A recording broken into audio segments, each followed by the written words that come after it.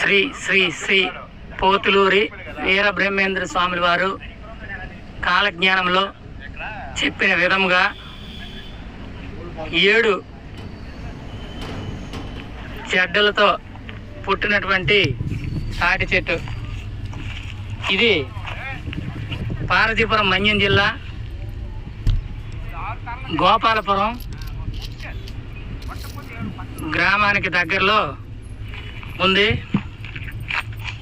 విశ్వబ్రాహ్మణులందరూ కూడా దీన్ని వీక్షించి ఆ బ్రహ్మం గారి కాలజ్ఞానం గురించి అతను చెప్పినటువంటి వాక్యాలని అందరికీ అర్థమయ్యే విధంగా మన విశ్వబ్రాహ్మణ సోదరులు అందరూ కూడా 10 మందికి తెలియచేస్తారని కోరుకుంటున్నాం.